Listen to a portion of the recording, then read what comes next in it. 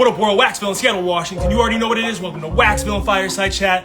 We got greatness in the building, pulling all the way up from the city of brotherly love. The one, the only Angelo, Outlaw of Eraserhood Sound. The only synth and soul label in the world. Keep it locked. We'll kick things off real soon. We got the Philly sleeve right there. We got another signature sleeve for Angelo's first 45. We're talking about Axis of Time tonight, y'all. Keep it locked.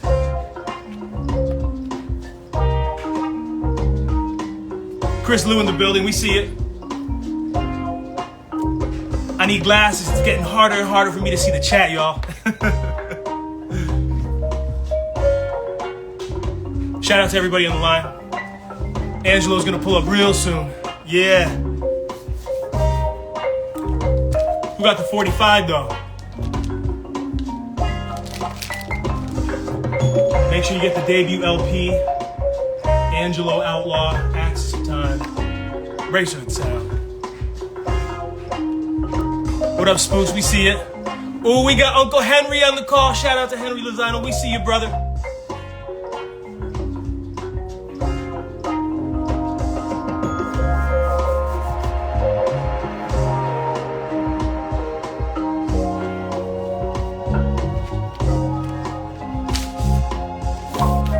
Don't sleep on the limited edition crystal clear color variant. Super limited. Lottie's mom in the house. We see it.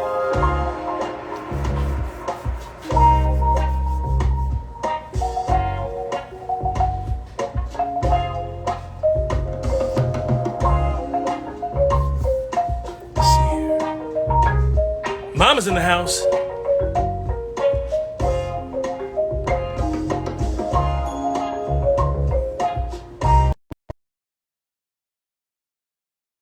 Angelo's on the way. He's about to transport to this live stream interview.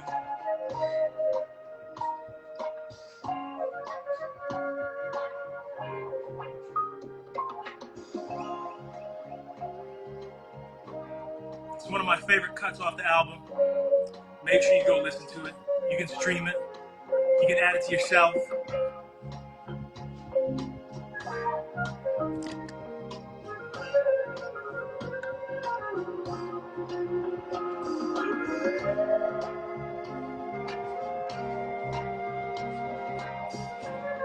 Angelo's in the building. Yeah.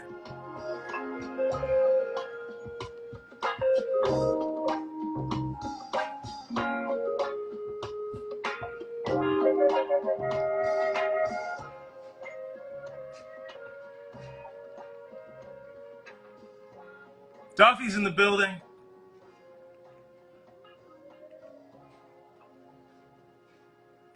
Here we go.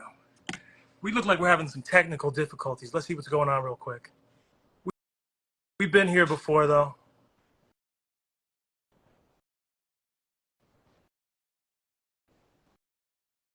Angelo, if you're in the chat, oh, there we go. Yo, my brother. What's up? How you doing? I'm doing well. Oh, can you hear me? Can you see me? I can see you. You sound good. You look good. Thanks. I'm happy to have you back, brother. Yeah, it's good to be back, man. It's good to see you. Likewise, likewise. First off, I just want to say congratulations on the debut LP. Thank you. Time. You know, man, you. I remember after, hearing the 45, and before that, it was Forgotten Tomorrows. Vince and Max had talked about you. They said, we got this brother named Angelo, Outlaw. We got a 45 coming, but we're going to do an LP. And after I heard the 45, I said, man, I can't imagine what the LP is going to sound like, because you've got a pretty deep body of work. I don't know if everybody knows about Life Before, Eraserhood Sound. And so, again, congratulations. This is a beautiful listen. Like I've been telling people, this is way more than music. This is something that kind of molds and shapes and fits to the different moods, right, that we have throughout the day, throughout the week. And it is a beautiful, beautiful record. I've recommended it to everybody. It's a Waxvillain top pick for 2024. Let me shut up so we can get to this interview and drop the introduction. Thanks, man. I'm pretty stoked about it. If you're ready, we'll go ahead and kick things off. Yeah, all right. Let's do it. I want to welcome everybody to Waxvillain Fireside Chat. Fireside Chats are similar to interviews. However, we take the time to do the research. We want to make sure that we're not duplicating efforts. More importantly, we want to support and strengthen everything that's out there. We got about 8, 9 questions. This is the part 2, so I want to encourage everybody who's tuning in right now. If you want to learn more about Angelo, please watch our very first Fireside Chat. That was circa 2022. But we're here today, Wow. man, and it's been, I think, 2 years now since that very first interview. I would love to know what you've been up to. What are some of the milestone moments maybe that have happened in life, or perhaps you can talk about things that you've been up to in terms of your role as a musician. Yeah, so yeah, that's crazy that it's been 2 years. It doesn't feel like it's been 2 years, but I've really been practicing my craft. I really have been practicing a lot of mallet percussion because I figured that I would be playing this album around the time that it will come out, so I'd be playing it live a lot. So I wanted to have my skills fresh for that. Yeah, So I really have been playing a lot of music. I've been a huge milestone for me was recording the Free My Mind music video. I haven't had a music video ever.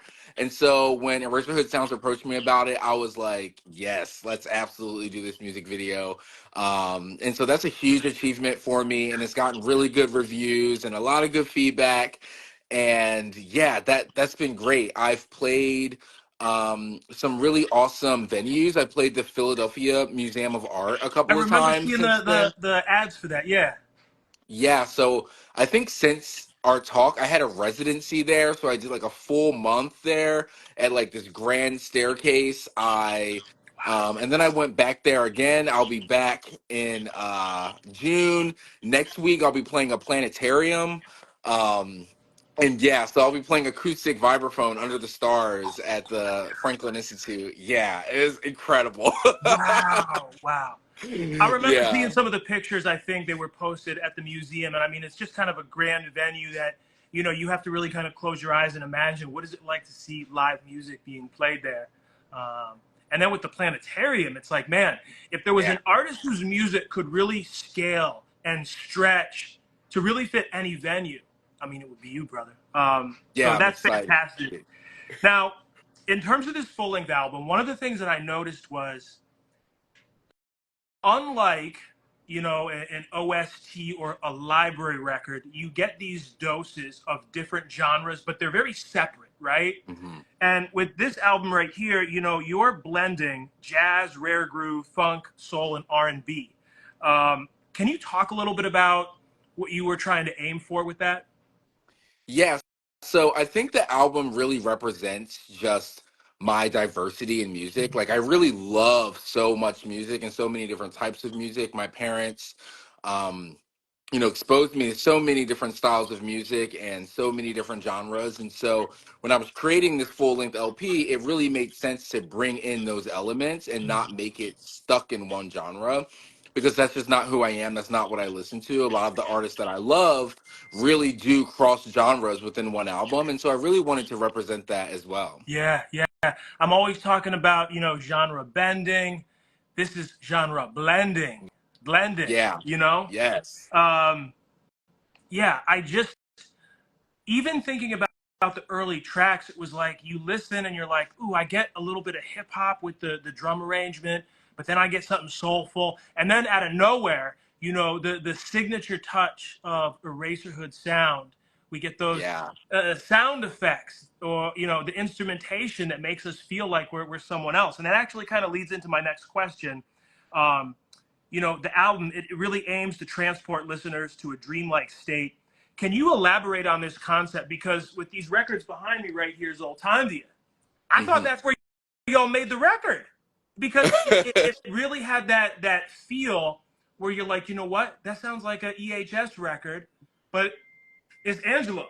So talk to me Yeah. about this idea of taking the listener out of their current space and transporting them to a different location.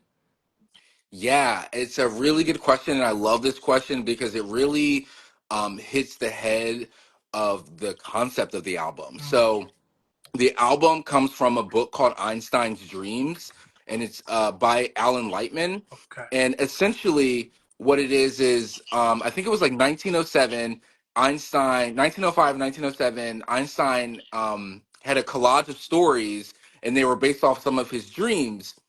Um, and so essentially, each song is a different dream.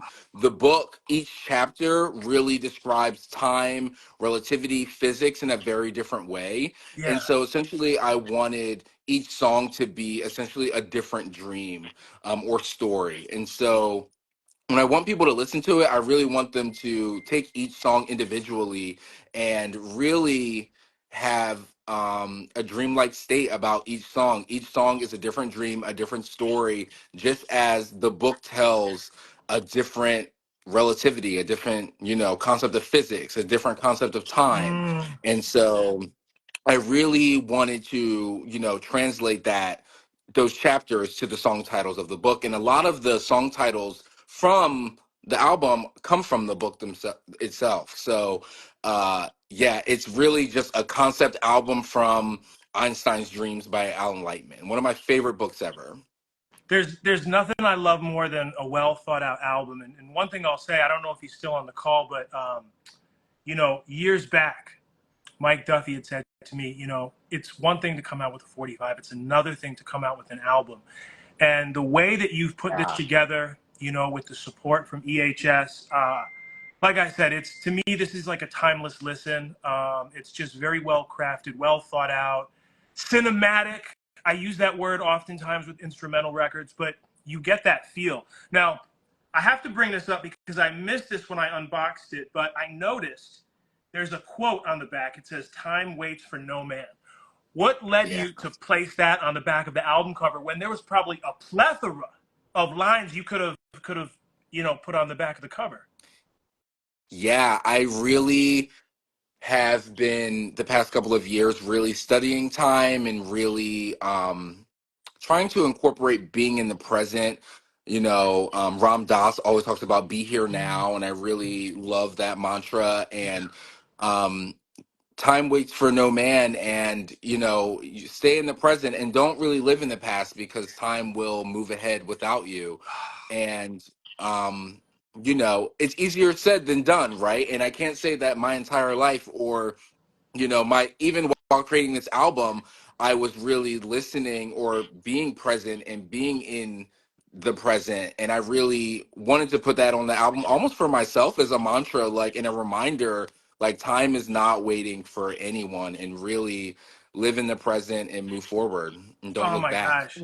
I embrace that so much because after several listens, I'm like, this is like therapy. This is like a well-being kind of experience. And so for you to say that, for you, one, it's brave.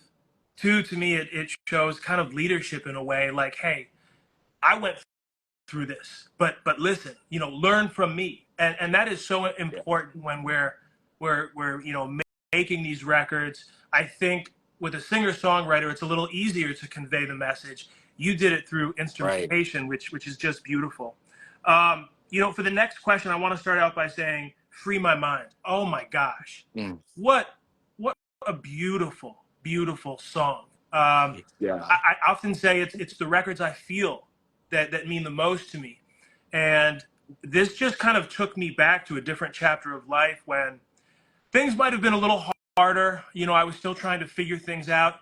I would say it was a growing period, right? And growing doesn't always feel good.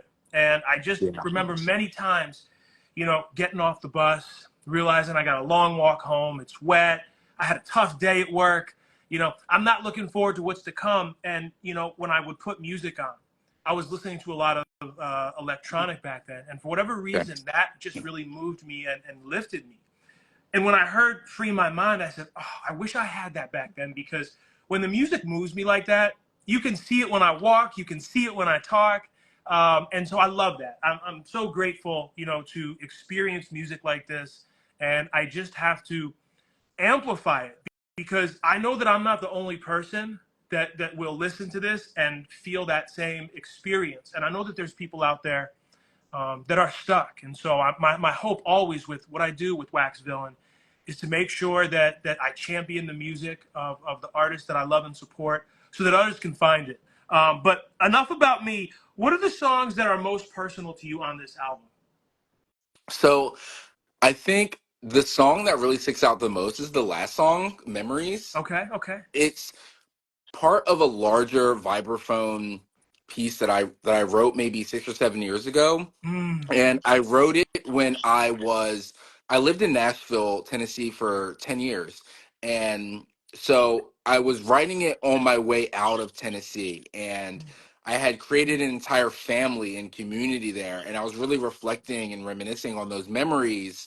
Um, with also in the context of like I'm going to be creating new memories when I come back home to Philadelphia. And so that is just the very first movement of the entire vibraphone suite that I wrote. Um, and so, yeah, that one definitely speaks the loudest to me. And I like that it's last on the album because, again, you can reminisce about what you just heard while also looking forward. Um, to the next thing that you're about to do without the album, whether that's think about the album or hopefully just put it on repeat Yeah. and start it back over again. But yeah, Memories is one that really hits hard because it represents where I was, the current memories I'm making, and the beautiful memories hopefully I make in the future. Wow. Talk to me about Free My Mind. How did that start? What inspired it? Yeah. So we really laid down the track at EHS. And I think we always intended to have vocals on it. Okay. Yeah, I think we had talked about vocals on it, but we hadn't made anything concrete. We created some melodies and laid down the chord structure and the song structure as well. And so the song, the bones of it were done essentially. Mm. But then we were like, we definitely need some more instruments on this. And so they had some vocalists, and I had some. My friend who plays the harp on there, Christina Lee's absolutely beautiful. And we added in all those elements later, and then we just kind of like edited everything down, because we had so many ideas, and the song is so layered. Um, and so it really just came from being in the studio at EHS, being like, hey, I think this would be cool. And then it just kept developing and developing from there. And we're like, this should be the opening of the album. This should be the single we throw out. And so, yeah, it just kind of kept developing as more musicians came on it. That's so interesting. I mean, when I hear that kick drum, the snare with the reverb, the hi hat that keeps us moving, and then we get the bass line, and I'm just like, whoa, Yeah. what a powerful record. Now, here's my thing. When I think of Angelo and your work, I think of instrumentation, and to me, this is just pure gold. So, talk to me about, I guess, finding the right set of vocals for the track. How did you know when it was like, "Yup, that's it"? Yeah, it's a good question. I think it was there's a lot of talent in Philly and around Philly, and I think we were going for a particular vocal sound. Okay. Fortunately, we can pick so many people because there's so many talented musicians around. And so we found Ron and we found Turquoise, the two people who are singing on the record, Yeah. and they just had the perfect blend of like new with being a vintage sound as well, being able to kind of like translate and like transfer that style back and forth seamlessly. And once we figured out those were the two people we wanted, we really found the sound. And yeah, they killed it. Yeah, no, totally. And I think something that perhaps maybe a lot of fans might overlook is that EHS is really a large collective of musicians Hmm. from Philadelphia. So, like, when you say names like Turquoise Cobb, it's like Turquoise has been around forever. I mean, she Right. touches a lot of EHS records. And so, that just speaks to like the evolution of the label. I think also the brand of business that Vincent and Max represent, and it just Yeah. attracts great artists. Now, I had to break these out because this was the first Nice. taste. We got the Philly custom sleeve there. I love these two tracks, and I was like, man, I hope these do make the LP because they're great, and it really makes this album that much bigger, that much diverse.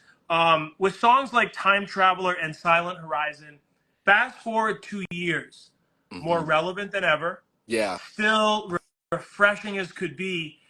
Give everyone a lens into what those two songs mean to you, and if there's anything that stands out about when you recorded them, whether it's like lessons learned, things like that. I'd love for you to share that because I've been talking about Free My Mind all week, but I'd be remiss if I didn't bring these tracks up as well. Yeah. So I think we recorded Silent Horizon maybe first. Okay. And I think my energy and my musical taste will always gear towards something slower. Like my favorite genres like down tempo music, ambient music. I always Yeah, like yeah. slower That's where it jazz. started for you, kind of, with those initial releases. Absolutely. Yeah. And so we recorded Silent Horizon, and I was very much into that. We had talked about an LP at that time, and we wanted to throw those on there. That was always the plan, to put those two tracks on there. And I wanted something very slow and kind of moody, and kind of hazy and just kind of, drawn out and just kind of, slow. I really like slow music. And so when we were thinking about, well, maybe let's do another song, I was like, okay, well, this one should be up tempo. They both shouldn't be slow. Hmm. And so that's where we really started with Time Travelers. We really wanted to just make it a different style. And so it definitely, we wanted to have some sort of pulse to it, and we wanted to make sure that it was very, you know, black and white to what we had just done. Mm, okay, okay. Hmm. Now, I want you to walk us through the production stages for creating this album. If I recall correctly, EHS is based in, is it Questlove's old record room studio? Yeah. Yeah, so yeah, they that so this is a huge moment that happens within the middle of creating this album. So the album was created in their old studio, Okay. and then in the middle of creating this album, they had to move their studio, and they were moving to Mm, um, the Questlove studio, and it's beautiful. The energy in there is awesome. It's great, yeah. Um, and so yeah, that was one thing that maybe I think EHS stopped all their projects at that time because they were just moving, right. their entire business to, a new studio. And thank goodness they did, because there's way more space, there's way more opportunity. And so yeah, so that took a lot of time in between songs and things like that. Hmm. And so yeah, we created a lot of songs for the album. I think there may be even two songs that didn't quite make the cut of the album. Yeah, we didn't want to make it too long, but yeah, I think we recorded two more songs, and we're about to record another one, and we're like, I think we're kind of done with this. Maybe we'll throw these out as singles like later in the Okay. year. Um, and so yeah, so after we were all recording and done, it got mixed and mastered, and then we wanted to make sure that the vinyl was going to come out like around the same time as we were releasing the album. And so ordering the vinyl at that time, there was a 9-month order process. So it was like as soon as you put in your order, like 9 months later, you like potentially could get this. Um, and so the process of like mixing and mastering, that all took a couple of months. And then we, put in the order for the vinyl, and we're like, all right, I think it'll be done around this time. Let's schedule everything for this date. And so that added a huge chunk to the timeline, that 9 months, because the album has been done. That sounds like pandemic SLAs with vinyl. It's like 2024, 9 months. It was 9 months. It was a 9-month back order. Yeah. So I've been if telling you wanted everybody to on the have that, low, you can turn around a 10-inch record in like 6 weeks, but nobody wants to press tens. right. Now, now, real quick, was this by design that they're both crystal clear? Can you talk to us about? There's a theme um, here. yeah, I think we wanted to have like the classic black, and then I think we wanted to have something else, but we didn't want to do color. So clear was really the energy we went for, and was like, that feels classic but not, Yeah, yeah. different enough. Now, back to this new studio space. Yeah. What is it like creating there? Because I've always felt like whether it was, I'm playing basketball at this gym or outside or I'm in this venue, there's certain feelings and energies that we get when we're there, and it helps kind of transform us into that best version that we're looking for in that moment. So tell us something special about that space. Maybe it was a conversation, maybe it was a certain recording session, but give us a lens in. Yeah. Yeah. So when you walk in, it's kind of like on a corner, so it's like a corner kind of studio. Okay. So the shape of the room is actually kind of odd.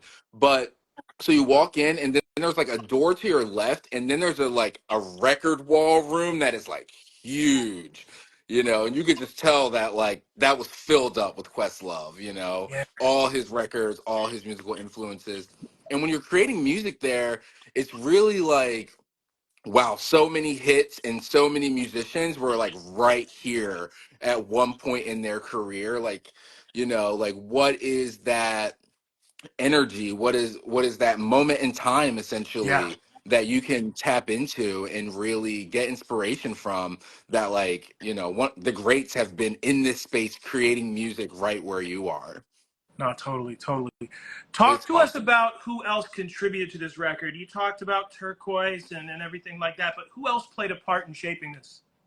Yeah, so I actually have a list of names because I don't want to get anyone's name wrong Yeah. because I love them all. Yeah, so we have Turquoise Cobb on vocals, Ron Akins on vocals. He's the other one on Free My Mind. Yeah. Um, Kai on vocals. We have Widow Winslow on vocals, Dan Scott Farrell on guitar, Christine Ellis on harp. She is beautiful. She has a separate project. Christine and Kufnats. We have Ron Kerber on flute and Michael Buckley on flute. And those are everyone, and Max and Vince as well. Mike Buckley. I Mhm. wanted to ask you who was playing the wind on there because I love flute. You probably know this by now, but I love flute. And so the way that it's just intertwined on these tracks, I was like, you better ask Angelo who that is so we could take some notes real quick. I love the flute. He did a fantastic job. I love that. Yeah, Yeah. yeah, yeah, definitely. Sorry, the video's a little delayed. I'm not sure if I'm delayed. No, all is Maybe good. it's okay, cool, cool. Yeah, the flute. I love woodwinds. I've always loved woodwinds, like oboe, bassoon, flute. Um, and so yeah, we wanted flute on here, and so we found two flautists who could really kill it, in their own respect. So it's great. I love that. I love that. Um, I want to spend some time talking about Max and Vince because I believe maybe it was 2020, I think, when you first connected with them. It's 2024 now. Talk to us Yeah, about how they've helped you evolve as a musician, but also give us a lens into who these folks are when they're in the studio as producers, as multi-instrumentalists. I mean, they even sing and write songs. So yeah. talk to us about that because nobody's seen them. Nobody really gets to hear from them. So we got to live through you, brother. Talk to us about their greatness and how they've helped you kind of evolve as an artist. Yeah, that's very interesting. Yeah, no one really gets to see them. um, and so they are, I think they're brilliant. Their ears are super specific. And so what I mean by that is my sound, I have so many ideas when I play vibraphone and when I'm talking about music, and I can just go on and on and on about ideas and melodies, and they can really pick out like, okay, we should maybe do something like this when you were down here or when you were up here. And so they can hear a lot of ideas and really pinpoint the sounds that they want within those ideas. They are also Love to hear. vocalists as well. They are beautiful vocalists. Um, and so when a lot of the vocal melodies that were there, they could just sing back to you, like anything they wanted to hear, they could really just sing to you. And they can, they're great with software and, implementing in like Logic, Mm-hmm. and, their instrumentation is just incredible.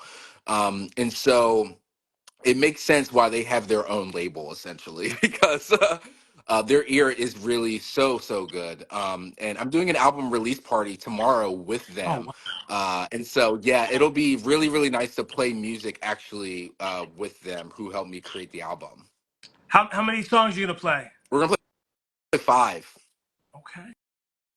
from Okay. the album. Yeah, Where's it going to be at? That's super exciting. yeah. So it's going to be at this place in Old City, Philadelphia called 48 Record Bar, and it's a record listening room. So it's going to be like a listening party as well. So we're going to play the full album, but we're going to play like the full album on vinyl, and then we're going to play some of the songs live. Oh, man. Yeah. That's awesome. That's Yeah, awesome. I'm excited. Yeah. Now, you're from Philadelphia. There's a couple things that come to my mind. When I first heard your sound, when I think of mallet percussion, it took me back to when I was making beats, when I was watching black exploitation flicks, listening to the OSTs, and Roy Ayers comes to mind. And it's not often that we see mallet percussion front and center like that. So to me, this was very refreshing. Now, pair that with the fact that you're from Philadelphia, rich history with music, especially when we're talking about soul. How has Yeah. the city influenced you, and what are you trying to take from that, glean, and kind of give off as an artist? Yeah, so Philly has definitely influenced a lot of my music, a lot of my influence. Growing up, my mom was a violinist, my dad was a huge music collector, and so they exposed me to Philly music at a very, very young age. And so from that, I just all of my influences have been from Philly. And from Philly soul, I really wanted to have a voice just kind of in that realm, like being from Philly, it's just like I feel like I just need to like, and playing vibraphone, it's like I just kind of need to like have my name just kind of in the chatter of Philly soul a little bit. Just to like, pay homage to the city because I love Philly so much. I and that really goes from like Philly soul, Philly hip hop, Philly R&B, even going into like the Philly like indie and like rock scene. I've been really into that as well. And so I really try to take influences from all these musicians I've been listening to my entire life and apply them to my sound and try to craft them in my own I way. love that. Well, you do a fantastic job of blending it all together. I just think it's fantastic. Now, another angle that I want to look at here, we see lots of drummers, we see lots of singers, but what is it like to really, be a virtuoso in terms of the mallet percussion among the indie scene? Is it something where you want to collaborate? You are being requested. How are you kind of inserting yourself into the scene again? Because it's something that we don't see a lot of. It's not a front and center kind of thing. But with you, it's Yeah. like you're the star of the show with it. So talk to us about that. Yeah, so when I first moved back to Philly, so I was a music teacher when I was living in Nashville and I wasn't working on any of my solo Mm, music. And so when I moved back to Philly, I was really looking to start playing my own music. And I was tired of playing other people's music and teaching other mm, people's music. And so a lot of the earlier requests that I were getting were just like, hey, we really want vibes on this song. mm. Or can you learn this part? And like really playing other people's music. So I actually declined a lot of things at first and was like, I think I really just want to do my own thing. I'm not really trying to play other people's music anymore. Like I just did that for so long. Yeah. Um, and so I really had to just focus on my own music, and then I was like, hopefully people will start reaching out and want to collab with me after they start hearing Mm. me do my own thing. And that happens. And so now I am being reached out to collaborate with, like, adding my own sound to the track, not playing anyone else's music. Right. I've been asked to like do collab albums with other people. um and yeah, I am looking forward to the future and really inserting my sound into Philadelphia more than I already have. That's beautiful. And it's like, you kind of bet on yourself a bit. I think by and Yeah. large, across the board on the indie scene as musicians, they're looking to insert themselves as much as possible. But you bet on yourself and said, you know what, I'm going to stand back. You crafted your own sound. You've released it. People have heard it, seen it, experienced it. And now they're like, here are the keys. Add your touches. That's a huge Yes. compliment right there. Really. Yeah. It feels nice because as a like a vibraphone, like it's usually in a band setting, it's not really like a solo type instrument. And so I was like, I'm just gonna kind of do my own thing. Hopefully it works out. If Yeah. it doesn't, at least I created stuff that I like. Yeah. Yeah. And so yeah, it's been No, great. that's fantastic. Here's the album. Tell us Yes. when it's dropping officially. Tell us where we can shop it. It's dropping on the 15th, this Friday at midnight. You can buy it on Coal Mine Records. You can get it on my Bandcamp. It'll be on all streaming services. Please listen to it, clear or black. Let me know what you think. Let me know what songs stick out for you. Um, yeah, I'm really excited for people to really hear it and really hear the full body of work because, like you said, the singles have been out for a while. And so I'm really excited for people to listen to it like in order all the way because the song order is definitely something we argued about back and forth for a while. So I'm excited for It people to flows listen to it. great. I mean, you can Yeah, tell that you were intentional about the way that it kind of progresses and yeah. goes from start to finish there. Now, I know this isn't even in stores yet, but in your mind, what's next? Where do you see yourself in 6 to 12 months? Yeah. Yeah, so I was actually just talking about this with the Eraserhood Sounds. We were, talking about what are we going to do next. And they were like, "Do you want to do anything with us next?" Because we kind of just decided we were going to do this album together, and then we were just going to decide if we wanted to continue working with each other after that.